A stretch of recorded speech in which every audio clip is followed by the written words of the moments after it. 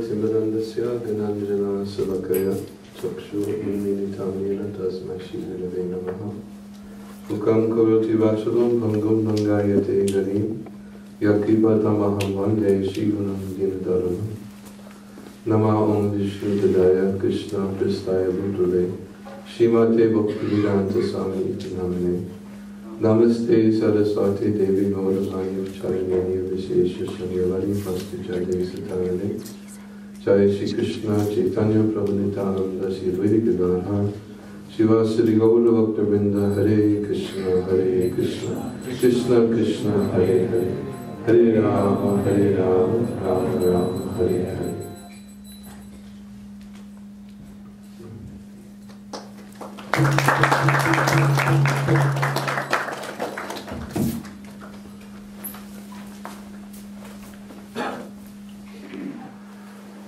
Thank you all for coming here this evening, sharing this opportunity to getting a little experience of whatever it is that I'm going to be speaking to you about this evening. First thing I think I should do is maybe I didn't expect that kind of an introduction, and in fact there were a couple of inaccuracies that maybe I should probably correct, but they're interesting, so I'll correct them. I actually was an engineering major. I'm sure a lot of you could relate with that. For 1 month. You might not be able to relate with that. But I applied to many of the schools, and I got into practically all of them. This is 48 years ago? How many? I lost track of time. 1970? How many years ago was that? It was 48 years ago. Okay. Worcester Polytechnic Institute and MIT, and eventually there I ended up going to UMass Amherst.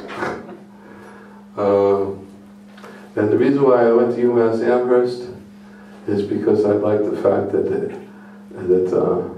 they had during those years an experiment going on campus. It was comparable to what was known at that time as the Harvard experiment, which was going on in Harvard and Radcliffe, of co-educational. So I was living in an experimental dormitory in the University of Massachusetts in Amherst. It was called Project 10. I don't know how many years it went on for, but I don't think it lasted that long. And I was sort of like the pioneer of the experiment, and I ended up going to the University of Massachusetts in Amherst, not in Boston. And I left an engineering major to a liberal arts in music and psychology. My minor was psychology, and I was majoring in music. And I didn't go to Berkeley School of Music. I don't know where that came from. Thank you. I bought a guitar from around that Jack Strum store, right around the corner of School of Music. And I don't think it's there anymore. But I didn't go to Berkeley School of Music. So a few things I thought I should correct. I didn't finish college because, well, I don't want to go into a whole biographical sketch, autobiographical sketch of myself. But I didn't finish college, and I came to Krishna consciousness movement in 1972 is when I first came in contact with Bhagavad Gita as it is. And I found it when I was working in Washington, D.C., which is true. I was, when I left college, I took up a trade, and I used to build houses and renovate houses and things like that. And actually, I got a reputation for myself. One of the things that I guess was to my advantage is that people recognized me as being honest. So I always had work.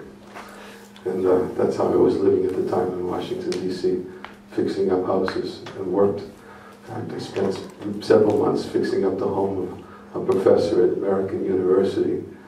And his wife, she used to give me the keys to the house, the keys to the car, and I just spent all my time fixing up their house for them. And that's a little bit of my autobiographical sketch before, in 1972, coming in contact with Bhagavad Gita as it is. And I happened to wander into a bookstore, and I was very interested in Eastern philosophy. I had studied a lot of the popular books that were popular at that time in Eastern philosophy. Maybe some of them are still popular. Autobiography of a Yogi, Paramahansa Yogananda, Baba Ram Das. It was very popular in the 60s and 70s. And many other types of Eastern philosophy books, which I would devour. I found it was a better utilization of my time, rather than studying in the university, is to study on my own, and specifically I was pursuing Eastern philosophy. And I walked into a bookstore looking for a book on yoga, and while perusing the yoga section, I came across a book, Bhagavad Gita as it is, by my spiritual master, unknown to me at that time that he would become my spiritual master. But when I opened it up, I saw a picture, an artist's rendition of a person sitting in a yoga posture, and it showed the soul moving up the different chakras of the body and leaving the crown chakra and then going to a destination which seemed to be a very beautiful place. And it looked very, very attractive to me, and I thought, well, this looks like it's a good book on yoga, and I purchased the book. And then every evening after work, I would come home and I would read very religiously the philosophy of the Bhagavad Gita as it is. I found out soon thereafter, to reading the book, that it wasn't exactly the kind of book that I thought it was. I thought it was a book on Ashtanga Yoga. But somehow I was attracted by the appeal that was made by my spiritual master, Srila Prabhupada. In the beginning of the book, he explained that Krishna, the speaker of Bhagavad Gita, is Krishna, Bhagavan, and you may not be able to immediately accept that the speaker of Bhagavad Gita is Krishna and Bhagavan, but if you at least theoretically accept it and try to read this book in that spirit, you may have found that there's something will happen to you. And he didn't present it exactly in those words, I'm paraphrasing, but what he essentially was saying is that you might find that within your heart, bhakti might actually be awakened. And I didn't know what was happening to me, but I did see a dramatic change in my worldview, and at that particular time in my life, I was thinking, I'm not ready for the dramatic change. So I put the book on the bookshelf and tried to forget about it, and went about my work and the other affairs, which was playing my guitar and playing with my dog, but somehow the philosophy in the book was very appealing because I found that many of the philosophical books that I had read prior to that were philosophy. But in the presentation of Bhagavad Gita as it is, I found it was not just philosophy, because philosophy sometimes is very hard to put into practice, especially when you live a life that seems to contradict the philosophy that you study. You study philosophy about spirituality, about transcendence, about a state of consciousness which transcends our day-to-day worldly obligations and activities, both in our domestic life, family life, in our education and pursuits in life. And it's a philosophy that espouses that we should be transcendental and understand our spiritual higher nature. But yet, when you're living in a world that seems to be very compelling, to have to neglect that for other more immediate and compelling reasons, like I need to finish my education, I've got college loans, I've got my family obligations, I've got my friends, and the compelling necessities sometimes distracts us from the philosophy that seems somewhat ideal, and for me it seemed to be too ideal. And that's why I was thinking that when I put Bhagavad Gita away for some time, I was thinking I've got to try to reassess my life, and I'm not ready for the commitments that this philosophy espouses. But then I began to consider that the philosophy that was presented by my spiritual master was not one that really demanded an immediate dramatic change to my life, which was something that was appealing. And not only that, I found that as I read more and more, I finished, after finishing the Bhagavad Gita as it is, I did read other books by the same author, which was unusual in itself for me, because usually I would read one book from one author and I would go from one to the next, and each author became my philosophy in life. I was very, my parents used to say I was a very impressionable youth. So whatever book I read became my philosophy, and Bhagavad Gita is, I was impressioned.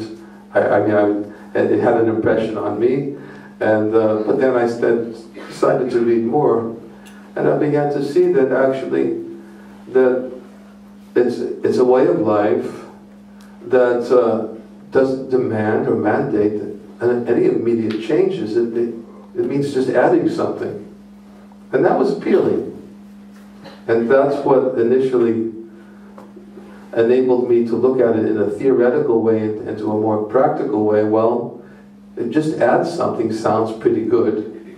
My spiritual master Srila Prabhupada used to give the simple analogy that I oftentimes use it, that if you have so many zeros, when you add up all your zeros, they equal zero. No, I didn't have to become an engineering major to figure that one out.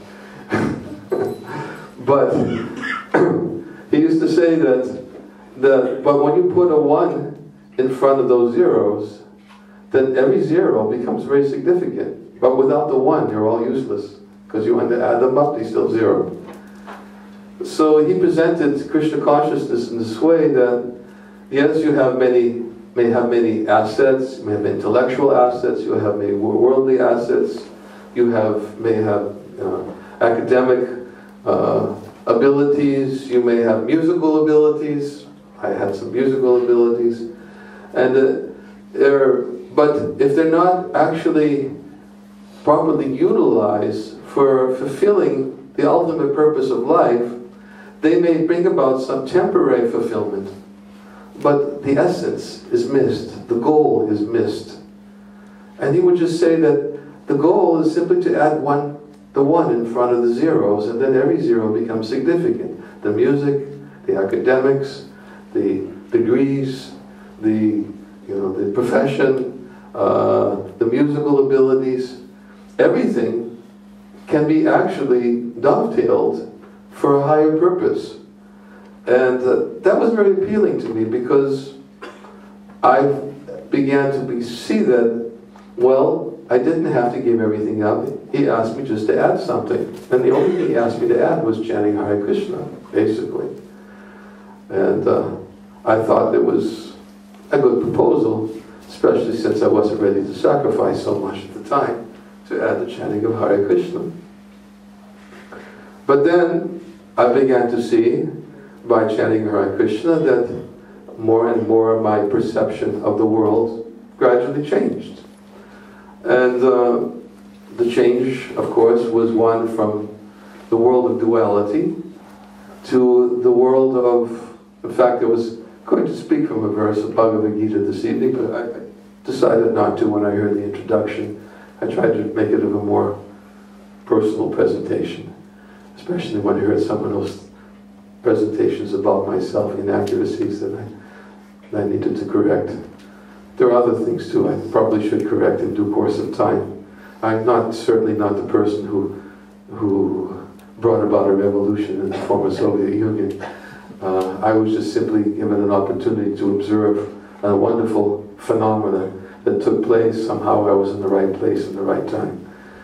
And yes, although I did go to the former Soviet Union in the communist times, and I did, so to speak, have to take risks going to the Soviet Union during the communist times.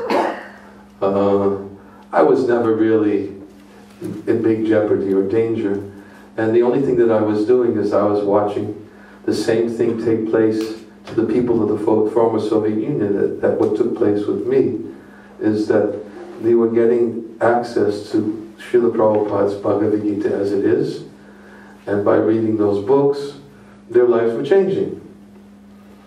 And I can't take in any way credit for that. I give credit to my spiritual master, because he's the one that really created a cultural and spiritual revolution in his words and by his example. And I was fortunate enough to have been given the opportunity to assist him. And if there's any credit I have, it's just that I was simply fortunate enough to be given the opportunity to serve. And a wonderful, pure, saintly personality whose teachings, philosophy, and example is something that anybody who's a little bit introspective can immediately appreciate, which was our founder Acharya's Divine Grace Srila Prabhupada. So I did go to the former Soviet Union in communist times, and I lectured. In fact, I have some stories sometimes I tell people always like to ask questions like, what was it like during the communist times? You know, some of the things that I encountered. And I'd like to tell one story. I hope it's not a digression, but it's an interesting story. And I think it'll give you a little sense of what it was like for me, as at that time, it was 30 years ago, and almost 30 years ago, and I was not allowed to go in this dress. In fact, my hair had to be grown out, and I had to remove kanti mala, and I had to go as a tourist, and with a tour group. And that's how anybody could get into the Soviet Union during those times. You had to be a tourist, and you would have an in-tourist guide, and all the in-tourist guides were agents, and so that they could watch you very closely.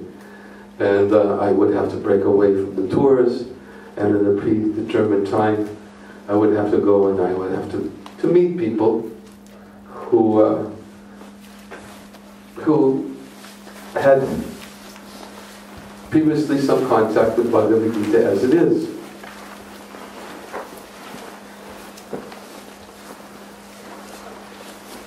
Is there a reason behind it? Yes, there are more people. Oh, there are more people coming in. Okay. And so I was on a tour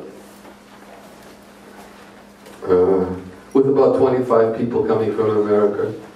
And we had our American tour guide, who was the liaison between the Russian or Soviet tour guide he would negotiate every place we would go, and I brought my camera, and I made sure that I looked like a tourist.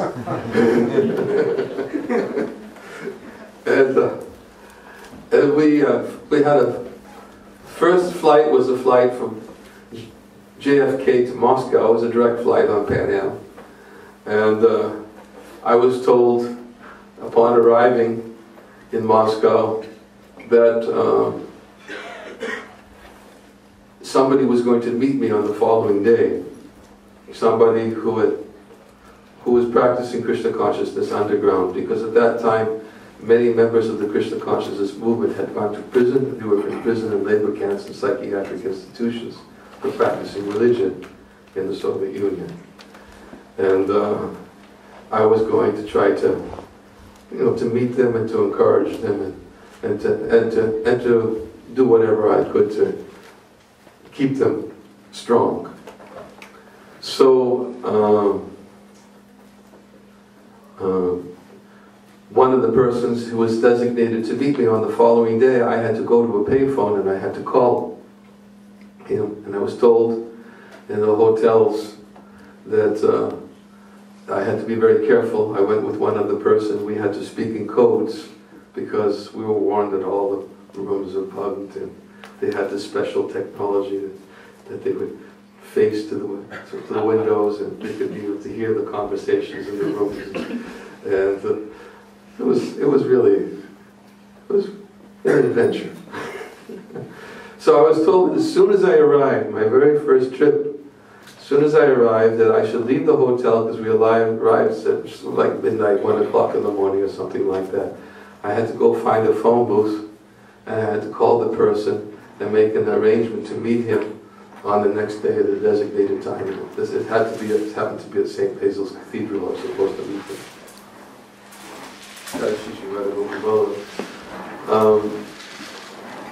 So I left the hotel, and I had to walk some distance to find a phone booth. And after walking some distance, I finally found some phone booths, and then I realized I didn't have the coin kopeck to put into the phone booth to make the phone call to this person.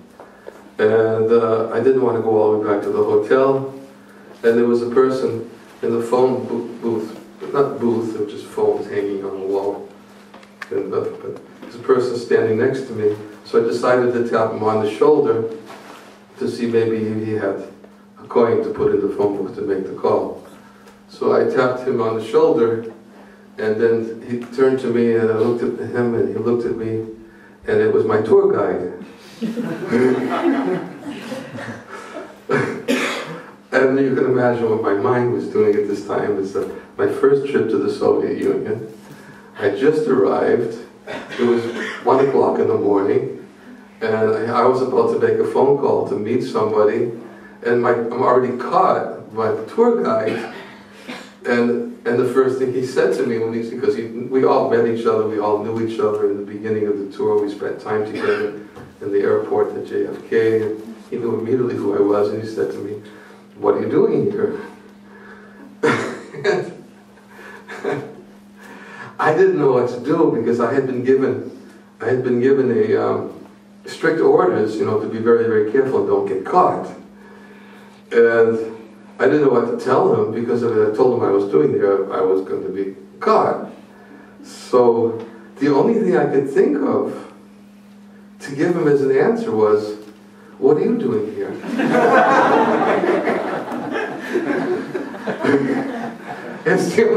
It's the only answer I could think of. I couldn't tell him what I was doing there, and I'm not supposed to know anybody. I'm a tourist. If I know somebody, I'm finished. So it's the only thing I could come up with was, "What are you doing here?" And somehow he looked at me, and he was still taken aback at my question. And he said to me, "Well, I asked you first." And then I said, "Well, this is just a test. Somehow I can't get caught. And maybe I should just be persistent." And then he started to suspect who I was. And I said to him, what are you doing here? And he broke down first, because he said to me, well, I'm a Jew, and I come here undercover as a tour guide from America to meet Jews in the Soviet Union.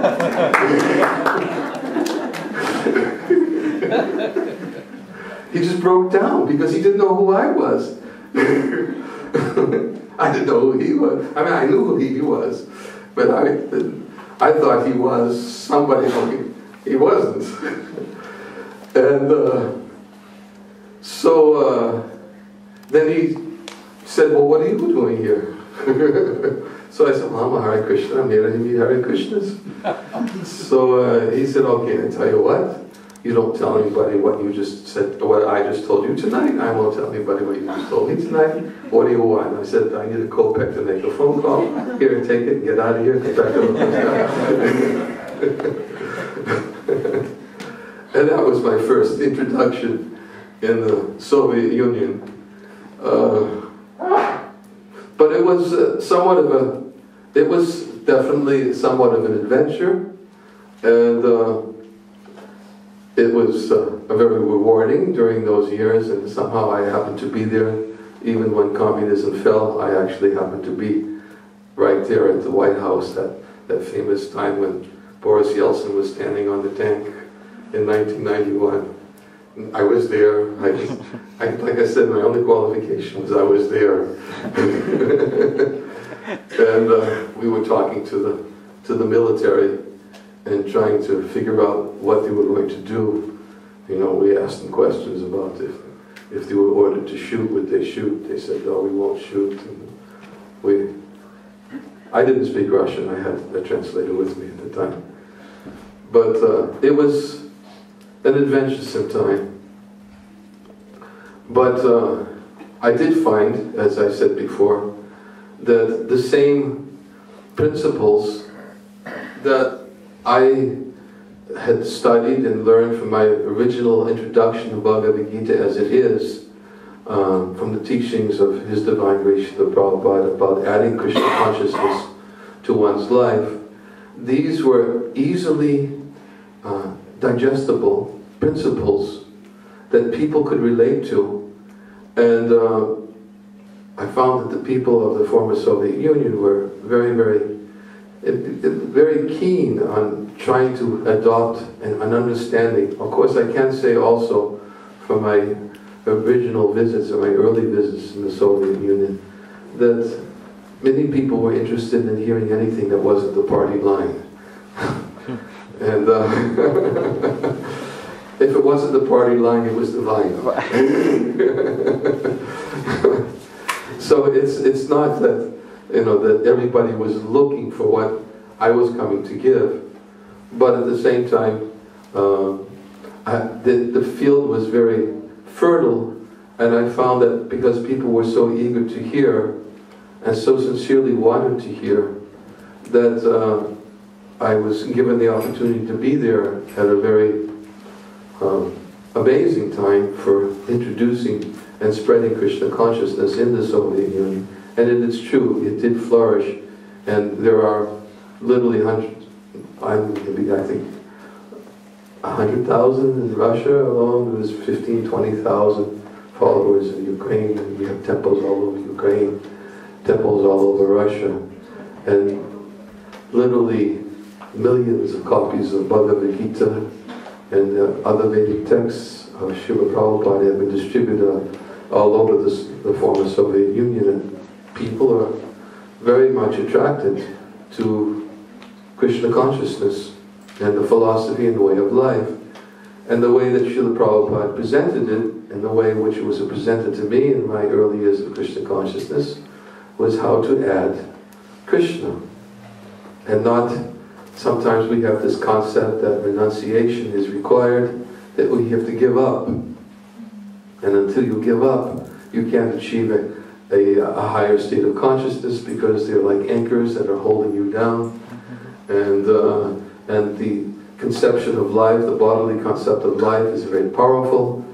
And but I soon learned in my early days of Krishna consciousness that actually giving up was not so much the mandate as it was in taking. And it was just a matter of finding the desire and cultivating the desire to give more meaning to life than just the way it had been introduced to me prior to my coming in contact with Bhagavad Gita as it is. And therefore Srila Prabhupada gave in his philosophical presentation a way to bring together our so-called worldly life with spiritual life in a wholesome way that it was balanced. And because many times people have a hard time of how to strike the right balance between spiritual life, moral life, meditation. A lot of people in fact, meditation, transcendental meditation was very popular in those years, in the 60s and the 70s. And people were looking for a way to find peace from the stresses of demands of life.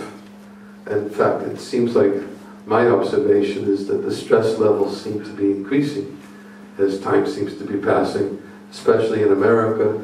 I mean, most of the students, and I can relate when I speak to the students, that the competition, it wasn't like when I was going to the University of Massachusetts,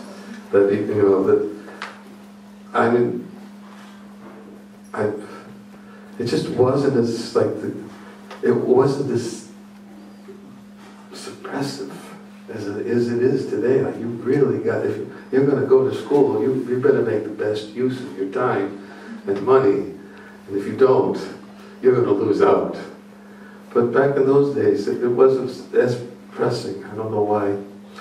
It seems many of the college students still, they could get by in their college education and still find a job for themselves. Back in the early 70s, I don't know. Of course, I didn't make it that far. But I can relate to the stress levels that all students must be experiencing. And usually when there's stress levels, then we have to look for ways to find release from the stress. And unfortunately, the opportunities for release that oftentimes our modern culture has to offer are not the best ways to find release. And usually they lead to degradation if one's not careful, especially here in America.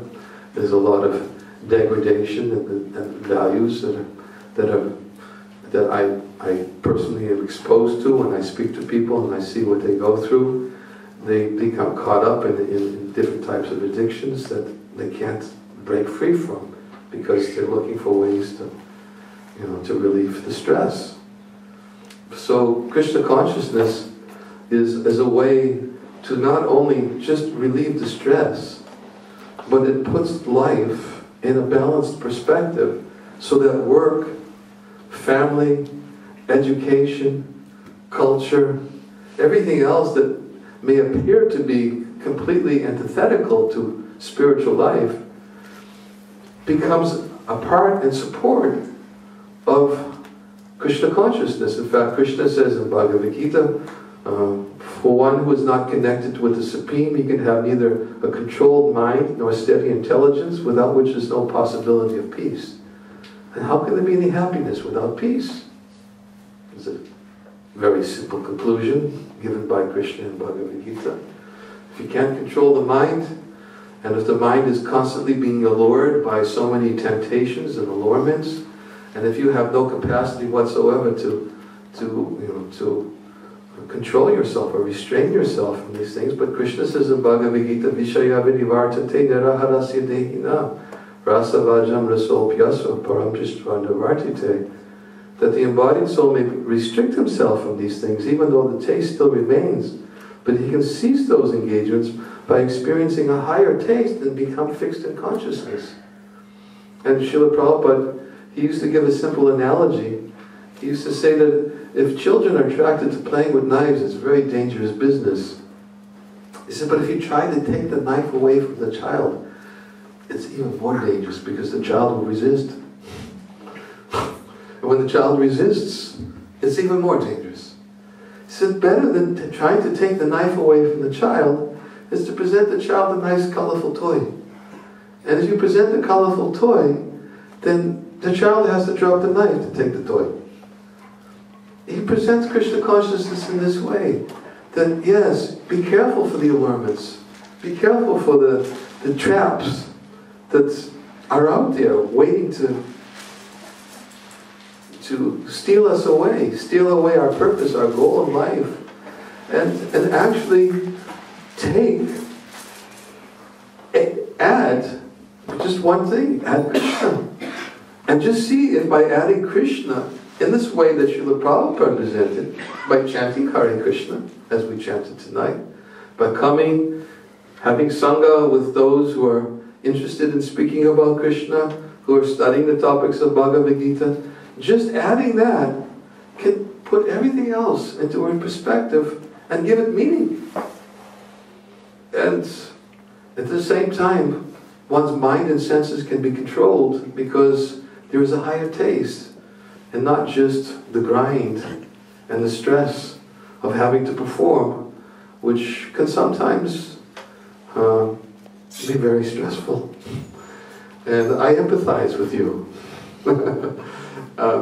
I didn't quite do the same thing. I didn't stay in college, but then I took something else that it seemed to be at that particular time in my life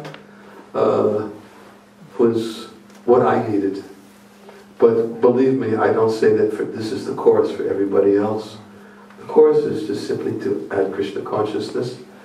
And the people of the Soviet Union is flourishing there because the simple message that Srila Prabhupada came to give of just chanting Hare Krishna and hearing the philosophy and teachings of Bhagavad Gita as it is, if added to one's life, can really put things in a perspective that will enable people to see that there is a purpose in life. Prabhupada also used to give another analogy. I'll end on this because I'm getting a little late and I don't want to continue too long. We have to have a little more kirtan. But he gave an analogy which I could relate to because I was an engineering major, and for 1 month. In fact, the reason why I dropped engineering because I found calculus to be too heavy for me. But he said he says if you have a mathematical equation, he says, and at the beginning of the equation you put 2 plus 2 equals 5. He said no matter how complex the equation is, once you carry it out and come to your conclusion, the conclusion will always have to be false, because in the beginning you made a very significant error. Obviously, 2 plus 2 equals 4. So he says, similarly, in our modern civilization is based on a very significant error.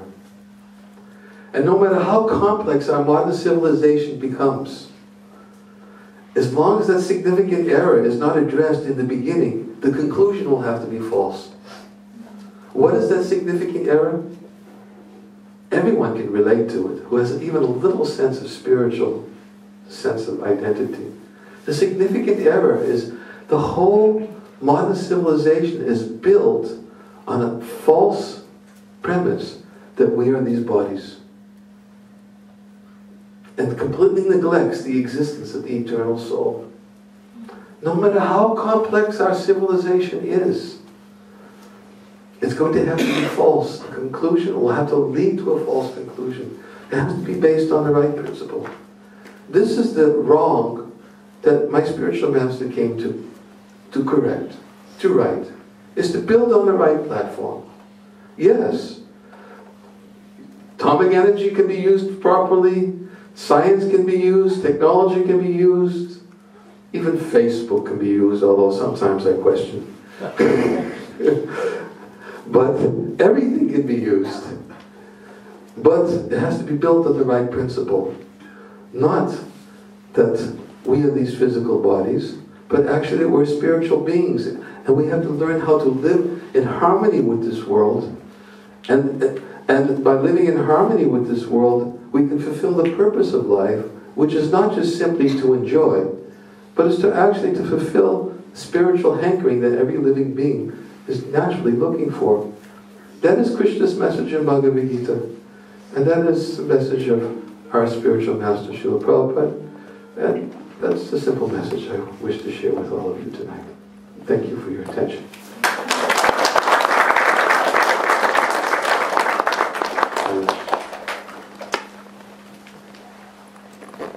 5-minute break? Yeah. Oh yes, definitely. I'm not in control here. Yeah. So be seated here. We're going to have one interesting skit performed by like two young bright students. One student who goes to who's come here as a student who's doing research in Harvard, and other is a, now I stand corrected perhaps, like she got a scholarship from the Berkeley School of Music. So both of them are going to do this small skit. So please try to watch it and take some message out of it. And they are going to be a little obvious in giving us the message. So now we'll have a small skit from these two young bright girls too.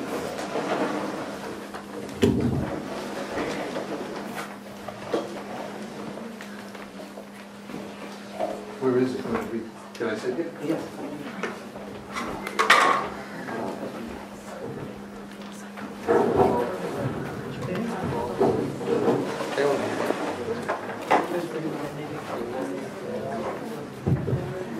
So we are taking you to the rural place of India. So in India, generally those time, consider the India those time in 1970, 60, when people were traveling by the boat, and in advanced country like America, people were chasing for electricity and so many things. So one of the scientists is crossing the boat with boatman, and what happened to his life, that's what we are going to observe now.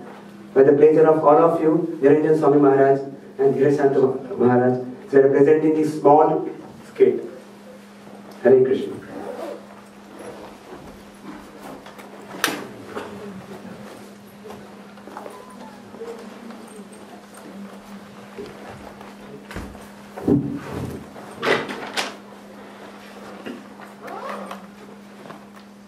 Jaya Govinda Govinda Gopala Jaya Govinda Govinda Gopala Jaya Govinda Govinda Gopala Jaya Govinda Govinda Gopala. Hello? Yes, I'm coming to Calcutta and then to Boston. Yes, I'll be soon. Are you mad? Why are you talking in that box? It's a cell phone. What is a cell phone? My goodness. This is a cell phone. Don't you know what's a cell phone? I've never heard of a cell phone in my whole life. I'm just a simple village girl. And how do you call your parents? I just see them every day. Oh. And how do you call your friends? I send a letter. You waste so much time. You waste 25% of your life. Jaya Govinda Govinda Gopala Jaya Govinda. Primo, what your GPS say? When will we be in Calcutta? GPS? What GPS? I just follow the star. You see that star right there? I follow that star, the North Star. Which star? That star? Are you sure that it's in Calcutta? Oh my God. You're wasting 50% of your life if you don't have your GPS. Govinda, Govinda, Gopala, Jaya Govinda, Govinda, Gopala. And do you know what a laptop is? A computer? Look how old I am. Do you think I know about this? And how can you live here? Well, I'm a scientist. I'm going to Boston. I was invited by MIT. And I need my computer to do my research. And how do you live without your laptop? I've never heard of anything. I don't know anything. I'm just simple, very simple. Oh, you waste 75% of your life if you don't have your laptop. What Do you see that there?